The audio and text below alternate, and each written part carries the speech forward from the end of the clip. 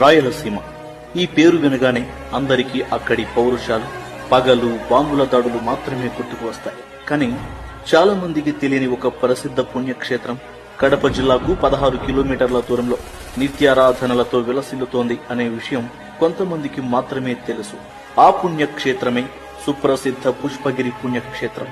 పుష్పగిరి క్షేత్రం కాశీ తరువాత అంతటి మహిమ కలిగినది కావడంతో దక్షిణ కాశీ అని పిలుస్తారు.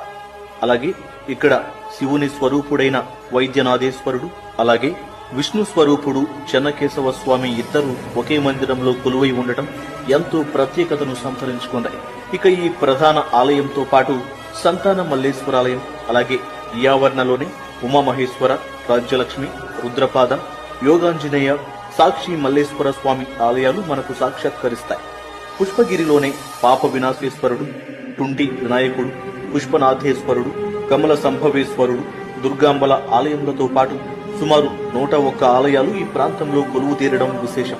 అదేవిధంగా శ్రీ మహావిష్ణువు పుష్పగిరి పర్వతమును అణచి కదలనీయకుండా చేశాడు అనే దానికి గుర్తుగా ఆయన పాదము ఈ కొండ మీదనే కనిపించడం విశేషం. ఇది ఎన్నో చారిత్రక అంశాలను మూటగట్టుకున్న ప్రసిద్ధ పుష్పగిరికి సంబంధించిన సమాచారం.